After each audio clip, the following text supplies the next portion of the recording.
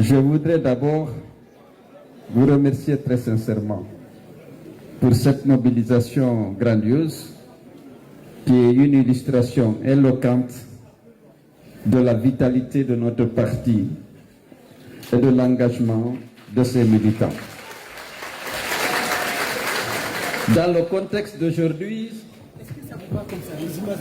je crois que c'est extrêmement utile parce que la campagne déclenchée par nos adversaires pour dire que l'UFDG est morte, à force d'être répétée, risque d'être crédibilisée. Mais vous venez d'apporter un démenti formel et éloquent à ces rumeurs qu'on fait courir à dessein pour décourager les militants que vous êtes. L'UFDG, c'est un grand parti qu'on a bâti ensemble. Rarement à travers le monde, vous pouvez trouver un parti aussi bien organisé, dont les militants sont engagés de manière désintéressée, comme vous le faites depuis de longues années. Malgré nos déboires, malgré les adversités, malgré les fraudes électorales, malgré les exactions, les injustices qu'on a subies, le parti reste debout et je suis très fier d'être votre président. Mais nous sommes à une phase critique. Il va falloir faire un choix et l'assumer. Il ne s'agit pas de faire le choix, il faut l'assumer. Nous devons tirer les leçons sans complaisance de tout ce que nous avons subi comme injustice, comme exaction, comme échec. Nous avons fondé ce parti pour conquérir le pouvoir par les urnes. Le parti n'a pas de rival en Guinée, même en Afrique. C'est très difficile de trouver un parti aussi bien organisé, dont les militants sont aussi motivés et aussi désintéressés. Ils sont là, debout, nuit et jour, pour se battre pour le triomphe de leurs convictions et des valeurs auxquelles ils croient. Ça n'existe pas partout. C'est un grand parti. Mais la force du parti, ce n'est pas nous seulement les leaders, c'est vous les militants à la base. Parce que vous êtes incorruptibles. On ne peut pas vous intimider, on ne peut pas vous effrayer. Vous êtes là, avec la fidélité qu'on vous reconnaît, la loyauté, la détermination, et surtout le désintéressement.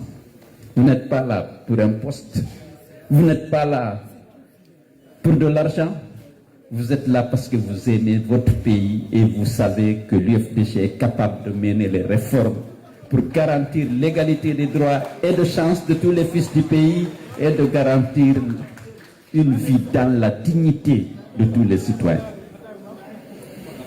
Ce n'est pas une affaire de cellou, c'est une affaire de conviction. Nous voulons que notre pays change. Vous avez confiance à l'UFDG, à son président? J'en suis profondément reconnaissant. Mais on ne se bat pas pour ces loups, on se bat pour le changement. Pour que la Guinée soit régie par les règles et les principes de la démocratie et de l'état de droit. Pour que les droits humains soient respectés, pour que cette jeunesse dynamique, intelligente, puisse s'épanouir dans le pays. Elle arrête de mourir dans le désert, dans les océans, en route pour l'Europe ou l'Amérique. Parce que c'est impossible pratiquement de s'épanouir dans notre pays, malgré les richesses. Alors, beaucoup d'entre vous ont peur. Ils ne veulent pas que celle-là se répète. Il y a des choses qu'on dit, ils veulent qu'on prenne une décision. Eh bien, la décision, elle est prise. Mais ceci, nous l'assumons ensemble. Il faut faire partir la junte, il faut faire partir Doumbouya et son groupe. Sinon, la démocratie est enterrée en Guinée. Les droits humains seront enterrés. Il n'y a pas 1000 solutions. il a trahi le peuple de Guinée. Vous vous souvenez de ce discours? Je ne me lasserai jamais de le répéter parce que je l'ai soutenu. On l'a soutenu. Parce que son discours semblait répondre à nos attentes, à nos aspirations, à la démocratie, à la liberté. N'avait-il pas dit qu'il va mettre fin à l'instrumentalisation de la justice? N'avait-il pas dit qu'il allait mettre fin au piétinement des droits et libertés des citoyens, au dysfonctionnement des institutions? Parce qu'on a tendance à nous reprocher d'avoir soutenu un coup d'État. Mais le discours qui a été décliné à l'occasion de la prise du pouvoir, dans la charte de la transition, c'était nos attentes et nos aspirations. Ce serait malhonnête de ne pas le reconnaître parce que nous ne sommes pas faits pour être dans l'opposition. Nous voulions faire la politique de manière plus civilisée, par le débat, par la confrontation de nos idées avec celles de nos adversaires. Il a promis, comme nous sommes honnêtes à l'UFDG, on pense que tout le monde est honnête. Malheureusement, ce n'est pas le cas. Alors, il faut le répéter parce que c'est important. Non, on se répète. Lorsqu'il dit qu'il va arrêter le piétinement des droits et libertés des citoyens, il leur dit l'endemain, il le met en bonne place dans la charte de la transition qu'il jure de respecter devant le peuple de Guinée, devant la plus haute juridiction de notre pays. C'était devenu un serment d'officier, un serment d'un homme qui a eu la chance d'être la tête de notre pays. Lorsqu'il jure, nous pensions que c'était vraiment de bonne foi. Mais aujourd'hui, les droits et libertés des citoyens. Où sont Fonike Mangé, Biloba, Marwan Kamara, Sadou Nimaga? On ne peut pas ne pas le rappeler, parce que c'est un devoir de parler d'eux, de condamner les actes, l'injustice, la disparition dont ils ont été victimes. Sinon, on aura trahi le devoir si on ne parle pas d'eux. Même si on se répète, j'accepte qu'on me reproche de me reprocher. Mais c'est des gens victimes de leurs convictions. On doit leur rendre hommage. Nul ne sait aujourd'hui s'ils sont vivants ou pas, mais ils doivent savoir que derrière eux, il y a des hommes de foi, de bonne foi, qui ne les oublient pas. Où est aujourd'hui Aliouba? Le pauvre Aliouba, où est-il? Incarcéré, condamné à 2 ans de prison ferme, parce qu'il est leader politique. On ne peut pas ne pas répéter, on ne peut pas ne pas parler de lui. C'est un devoir. Les 65 jeunes qui ont été abattus froidement parce qu'ils manifestaient parfois contre les coupures d'électricité, ils n'ont pas eu droit à la justice. On ne peut pas se taire. Même si on se répète, on doit le faire. Parce qu'on doit dénoncer la folie liberticide de la junte. C'est des pratiques contraires aux engagements pris, aux serments qu'ils ont prêtés. On ne peut pas ne pas le rappeler. Excusez-moi, je dois me répéter, mais je dois rendre hommage, exiger la libération de Fonike Mangé et dénoncer les disparitions forcées dont lui et les autres ont été victimes. Quelle est la solution? Il y a une seule solution. Il faut dégager la jeune et Mamadi Doumbouya. Il n'y a pas mille.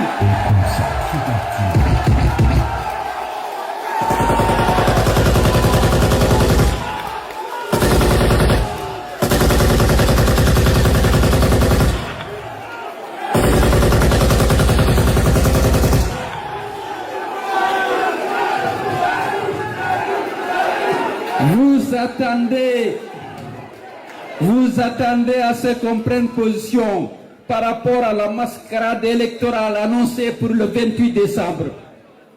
L'UFDG ne s'associera pas à cette mascarade.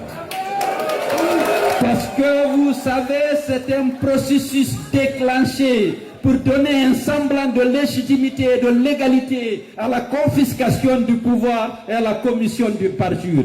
Nous ne sommes pas de cette catégorie. Nous ne participerons ni directement ni indirectement à cette mascarade. L'UFDG est un parti fort, crédible, respecté de l'intérieur, à l'intérieur comme à l'extérieur.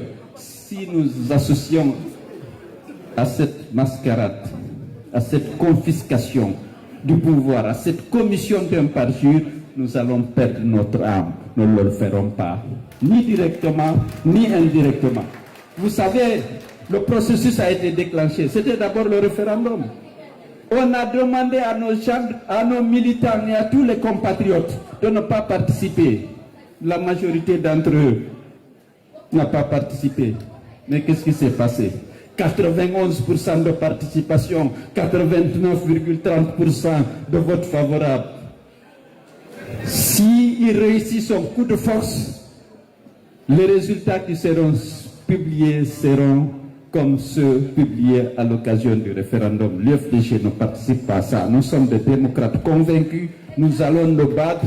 Nous n'allons pas participer à l'enterrement de la démocratie et des libertés publiques dans notre pays.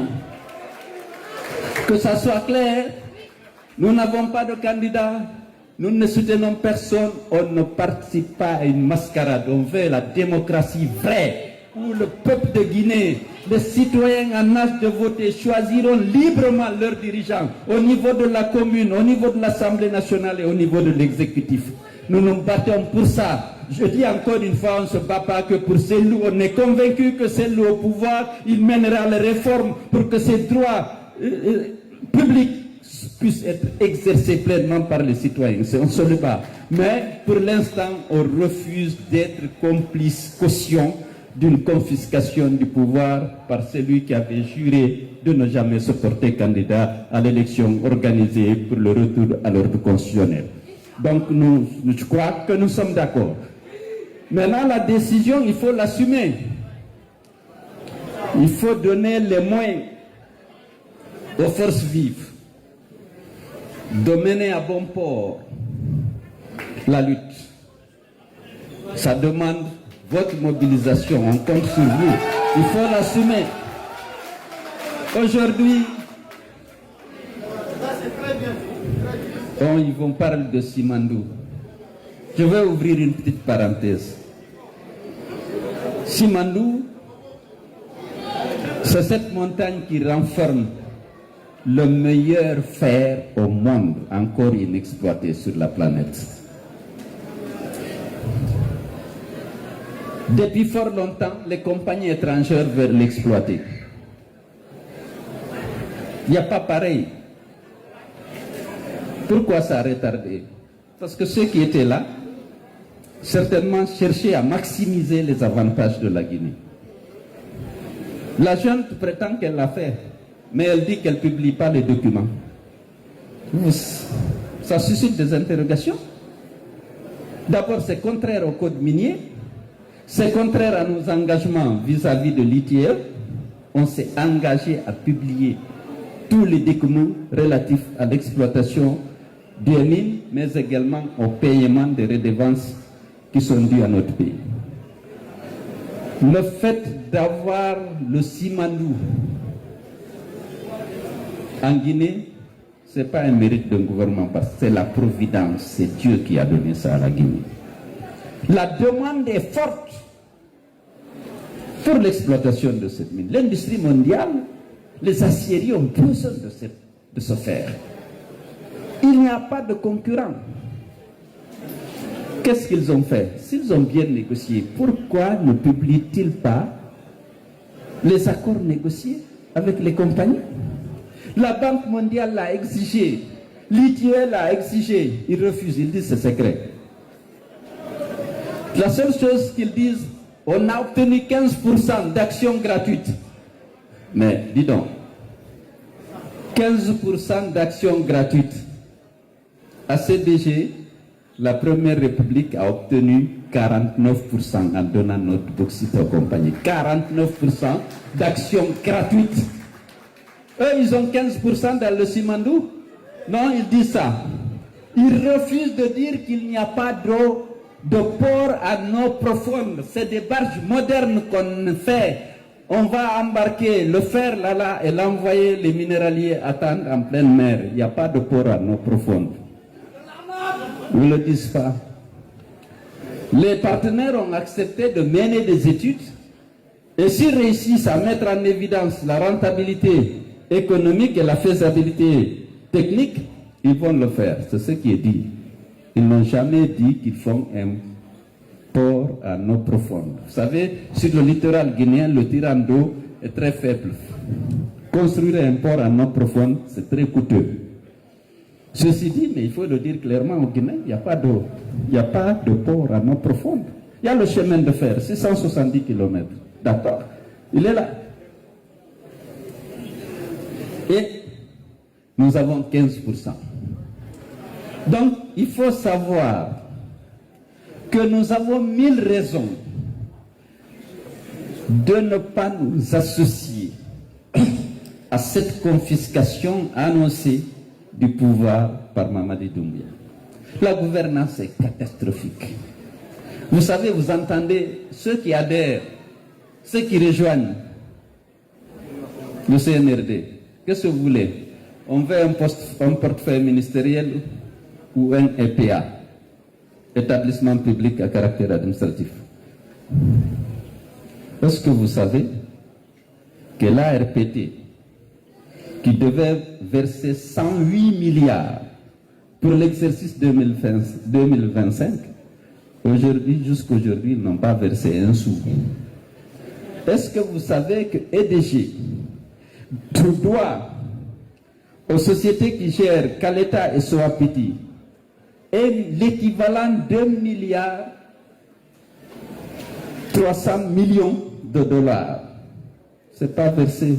Parce que les entreprises publiques, les EPC ou les EPA, établissements publics à caractère administratif ou commercial, c'est devenu la source de financement des mamayas et d'enrichissement personnel des dirigeants de notre pays.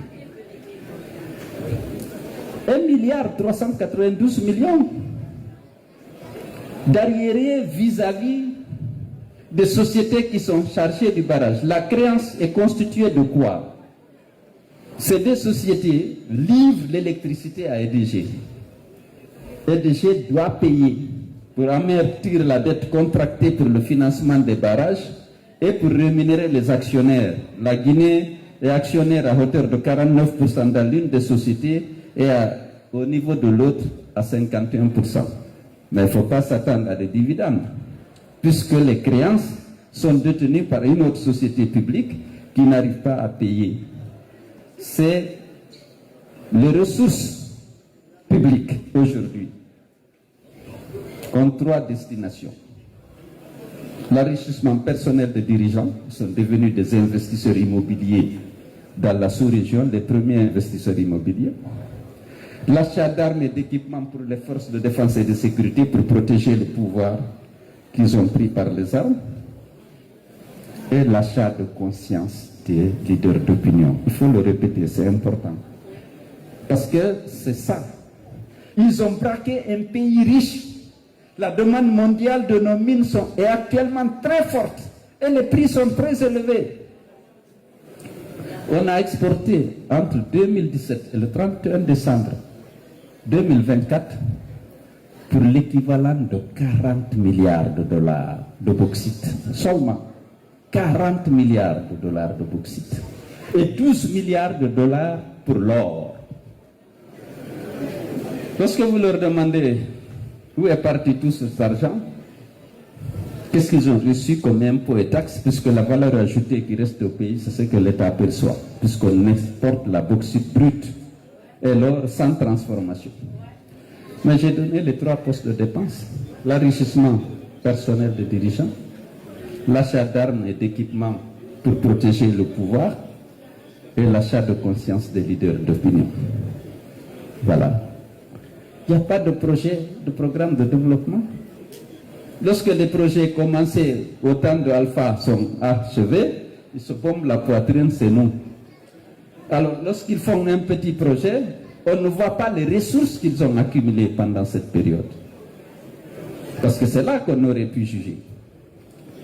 Donc, il faut qu'on soit mobilisé pour que la démocratie ne soit pas enterrée, pour que les libertés publiques soient restaurées, pour que les droits humains soient respectés.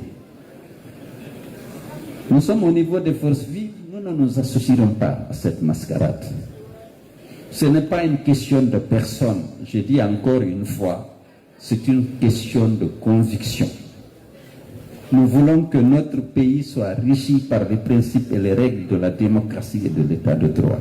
Que les libertés publiques soient respectées, que les droits humains soient respectés. Et que cette jeunesse, ces citoyens guinéens, s'épanouissent chez eux. Chacun aime son pays. Il y a un potentiel énorme que la Providence a doté la Guinée. Maintenant, eux qui ont braqué ce pays, aujourd'hui, ils en profitent et ils ne veulent pas quitter. Il faut qu'on se mobilise et qu'on se batte. Il n'y a pas d'autre solution. Hein? Ce n'est pas des enfants de cœur. Ils ont braqué un pays riche. La mauvaise gouvernance, une autre illustration. Bao Steel, c'est vraiment la compagnie qui apporte beaucoup d'argent. Elle apporte près de 11 milliards de dollars pour le financement des infrastructures. Ils ont demandé à ce que Bao Steel paye un ticket d'entrée. Ce n'est pas dans le code. 99 millions de dollars. C'est le CNT qui constate que ce montant, on ne voit pas de traces. Le CNT, à l'occasion de la session budgétaire actuellement en cours, 99 millions de dollars. J'ai appris par la rumeur qu'ils ont dit à Bao Steel d'amener du cash. Il a dit qu'il ne peut pas amener 99 millions de dollars. Lorsqu'il a demandé les coordonnées bancaires du Trésor, je ne sais pas s'il a amené du cash, s'il n'a pas amené de cash, je n'ai pas d'informations. Mais le CNT nous apprend qu'il n'y a aucune trace de 99 millions de dollars dans les comptes publics du Trésor. Lors de la session en cours, la session budgétaire en cours, 99 millions de dollars. Donc, les dégager de cette position, parce que c'est des hommes d'argent qui s'enrichissent, vous voyez les investissements qu'ils réalisent dans l'immobilier. Il y a beaucoup que vous ne voyez pas, mais ce que vous voyez déjà, vous savez, c'est impressionnant. Donc, je ne suis pas venu pour vous infliger un discours. Vous ne voulez pas que je me répète, j'ai été obligé de me répéter, mais je vais prendre quelques questions, parce que vous avez sans doute des questions. On va prendre une liste de 3 ou 5 personnes. Peut-être on pourrait le faire 2 fois pour que je réponde, parce que je préfère plus un dialogue qu'un discours que je vous inflige. Ce que j'avais à vous dire, je vous l'ai dit. Il n'y a pas de solution.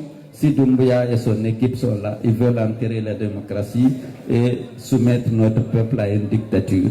Il faut qu'on le refuse. Ça suppose l'engagement personnel de chacun. Je vous remercie et je félicite la Fédération de France pour cette grandiose mobilisation.